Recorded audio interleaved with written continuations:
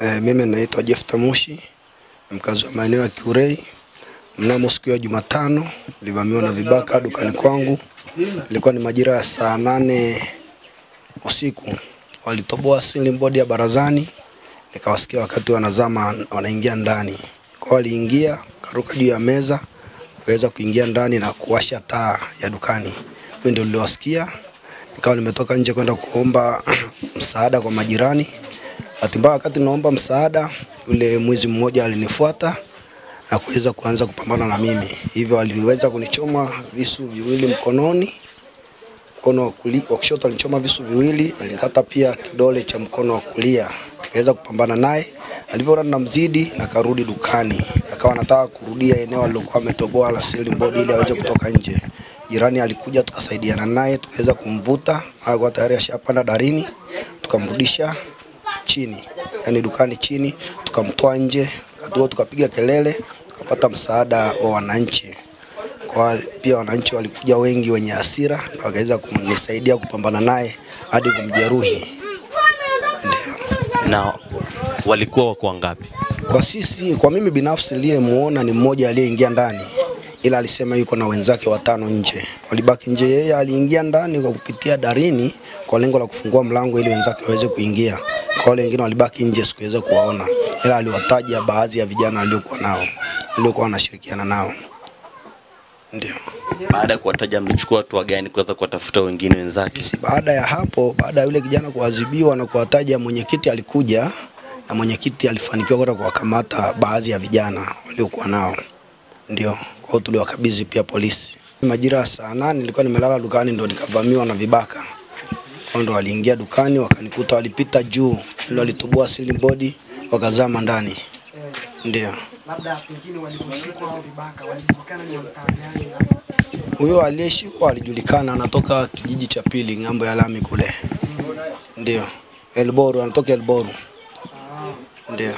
Na waliokuwa wanashirikiana nao waliweza kushikwa na jeshi la polisi? Yupo mmoja alishikwa, wawili walishikwa na jeshi la polisi. Ndio. Na vipi kuhusiana na hali yako mpaka hivi sasa baada ya kujeruhiwa? Kwa sasa hivi namshukuru Mungu, majeraha yanaendelea vizuri. Ndio. Kuhusiana na hatua ya kiserikali kuhusiana na hili tukio imefikia wapi? Kwa kweli sijafuatilia, uongozi wa kijiji ndio unafuatilia, sema bado wanatafuta wale wengine ambao hawajakamatwa. Kwa majina anaitwa Francis Gerson, mwenyekiti wa mtaa huu wa Kiurei. Mnamo juzi siku ya Jumatano nilipigiwa simu na wananchi, nikaambiwa kuna vibaka wamevamia dukani, wametoboa ceiling board, wameingia ndani. Baada ya kuingia ndani, mwenye duka aliwasikia, akatoka akaanza kupambana nao. Wakati anapambana nao, wengine wako nje, wakapambana, akaona anazidiwa nguvu, akatoka akakimbia kupita kwenye lile tundu lake alilotoboa na kuingia nalo. Mwenye duka naye akamkamata miguu, wale vibaka wakadandia ile ngazi pale ya gesi, wakawa wanamvuta wakimtishia kwamba tukizama huko ndani tunakuua. Sasa yeye alivyozidiwa wale, na alikuwa anapiga kelele, walivyoona watu wameanza kutoka, wale waliokuwa nje ambao walisadikika ni 2 au 3 wakakimbia. Walivyokimbia, yule kibaka amedondoka ndani, anayo kisu. Ndiye akaanza kuchukua ikarai, sijui mnaniruhusu ninue. Wakawa wanamtoboa. Sasa wanapopambana anamtoboa mwenye duka na kisu. Yule mwenye duka akachukua ikarai, ndiye akawa na kinga nalo. Wakawa wanatoboa tu ikarai, mwisho akazidiwa nguvu, apigwa na wewe mwenye duka akadondoka chini, ndio akaamka, akamdhibiti kile kisu alichokuwa nacho. Basi wananchi wakawa wamejaa, duka likafunguliwa, japo hiyo vurugu haijaishia hapa dukani, walikimbizana na mwenye duka mpaka uani kwake, manake nyumbani kwake anakolala ni nyuma hii duka. Wakapambana huko uani, anatafuta kama ataona mahali pa kuruka, akakuta ukuta ni mrefu na kwa nyuma ya nyumba ni nyumba nyingine. Basi wananchi wakawa wamejitokeza kwa wingi, yule kibaka akasarenda. Wenzake wakakimbia, yule akatolewa, wananchi wamejaa, akakatwa, akapigwa. Tunafika hapo amelala chini, bado anaendelea kuwataja, ambaye alimtaja kibaka mmoja anaitwa Julius ambaye ni Concord huko mtaani. Akamtaja na mwingine anaitwa Baraka. na baadaye wazazi wake, kuna mama hapa jirani ambayo ni shangazi yao na huyo kibaka, anaitwa Mama Molel, alikuwa nesi pale Levolosio Sipto. Akawa anapiga ukunga msimu huo, maana mimi nilipofika nimekuta wameshamwekea tairi wanatafuta petroli, na hizo tairi unaweza kuziona zile pale kwenye kibao. Yule mama akasema msimu huo msimchome, ni ndugu zetu, tutawalipa kila kitu kilichoibiwa. Nilipofika mimi nikuwapigia polisi simu, nikawaambia kuna tukio kama hili, na mimi nikawaambia kama kiongozi siwezi ruhusu mkamchoma mtu mbele yangu wala kumuua mbele yangu. Wakamchukua yule kijana wakampakia kwenye Land Cruiser wakaondoka naye. Sisi hatujalala. Tukaondoka tukaenda kwa Julius. Kabla ya kwenda kwa Julius, wale ndugu zao walivyokuja, walikuja na yule Baraka yule akawa anajifanya ni mpya. Mjomba wake mmoja akamwambia, si kila siku Baraka nawaambia muache hayo magrupu yenu na kina Ino, manake aliyekufa anaitwa Ino. Akasema kumbe ndio huyo. Ile Baraka alikuwa anatajwa, maaskari wakamkamata huyo Baraka wakamweka ndani. Sisi tukaondoka tukaenda kumkamata Julius, tukampeleka Central. Namshukuru askari kata wetu, kuanzia jana ametupa migambo wote wakata, kwa hiyo tutakuwa tunazunguka nao. Tulizunguka jana kuanzia saa 3 mpaka saa 10 usiku.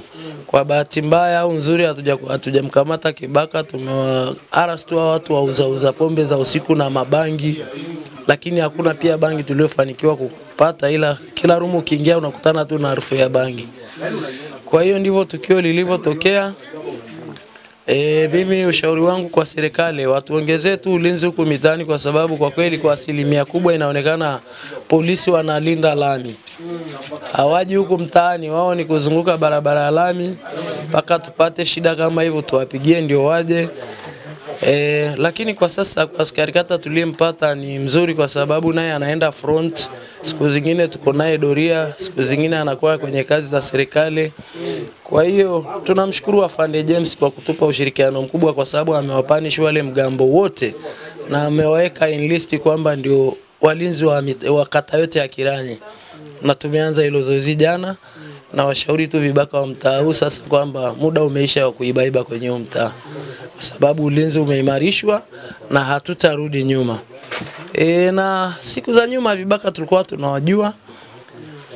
Mimi kama mwenyekiti nilivyochukua tamu, sikuwapelekea harassment ya moja kwa moja, niliwaita wazazi wao na watoto wao, tukakaa meza moja, tukazungumza. Bahati nzuri wazazi walinipa ushirikiano kwamba ni kweli watoto wetu ni wezi, tumehangaika nao, tumechoka. Sasa kama imefikia hivyo, chukueni hatua mtakayochukua. Kwa hiyo nikaongea nao, nimewazungukia familia zaidi ya 6. Baada ya hapo hali ikawa shwari. Kwa hiyo hatujapata tena tukio la huku mtaani. Kwa vijana wa mtaani ni vijana wakuja kama wanaotokea Ilboru. Japo wanasema kuna wasomaramani wa mtaa huu, taarifa ambazo sio rasmi na uwezi na hawajatajwa siku ya tukio, ila inasemekana tu. Sasa wananchi wanasema huyu Ino na huyu Baraka kampani yake ni akina fulani na fulani na fulani, na inawezekana ni kweli, maana yake hata baada ya hapo watu hatujaona tena wakizurura mtaani. Kwa hiyo ndio tunajitahidi tuwatafute nao pia ambao wanasadikika ndio wamewaleta, tuweze kuwaonya mbele ya wazazi wao. Kama wataendelea, sheria ichukue mkondo wake. Sasa wewe kama mwenyekiti unahakikishia vipi usalama wa wananchi wako? Sina hakika ya moja kwa moja, lakini kwa asilimia fulani, na hata tangu nimeshika tamu imeonekana hata wananchi wanakubali ni kweli. Na kazi sio hiyo tu ya vibaka na wananchi, kuna kazi za barabara. Nafikiri mnaona kama mmenikuta niko site natengeneza mabarabara. Nafikiri hata kipindi kingine mliwahi kunikuta mahali pale Munshai natengeneza barabara, mkatengeneza kitu kama hiki. Kwa hiyo kazi sio moja. Ninachoomba ni wananchi wanipe ushirikiano, na viongozi pia wa juu yangu wanipe ushirikiano, kwa sababu tuna diwani hapa, tuna mtendaji wa kata, tuna mtendaji wa kijiji. Mimi naitwa Daniel Atokodwa Kimolel, balozi wa eneo hili la kwa Mchaga.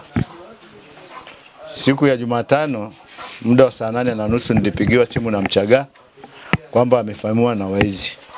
Nikatoka muda huo nikafika kwa Mchaga, nikakuta mwizi ameshakamatwa, amelala chini. Nikamuuliza mwizi, wewe ni nani? Akaniambia mimi ni kijana wa mzee John Shoko. Baada ya hapo nikamuita Mchaga, nikamwambia twende tukamwamshe mwenyekiti ili tuje tushirikiane ili tukio tujue kwamba linakueje. Tukateremka na Mchaga, tukaenda tukaja na mwenyekiti. Baada ya kufika na mwenyekiti tukamkuta wananchi wameshamtoa, wamemleta hapa barabarani muda saa 10. Kwa hiyo baada ya muda wa saa 10 ndio maaskari wakaja, tukakabisi kwa maaskari. Sisi tukabaki na mwenyekiti, tukachukua vijana, tukaenda tukamkamata mwizi mwingine. Baada ya kumkamata mwizi mwingine, mwenyekiti akadili naye, ndio akamteremsha akampeleka Central. Hali yake ilikuwa mbaya kwa sababu wananchi ndio walimpiga, kwa sababu wananchi walitoka wengi. Kwa hali yake ulimkuta ameokolewa ama ulimkuta katika hali mbaya ambayo huwezi kumuokoa mwizi kwa sababu yule ni mwizi. Kwani mwizi angekukuta wewe ndani mwenyewe si angekumaliza? Mimi kama balozi ni kufanya jitihada kuwaondoa vibaka wote walioko katika mtaa wetu, sababu hatuhitaji vibaka kabisa.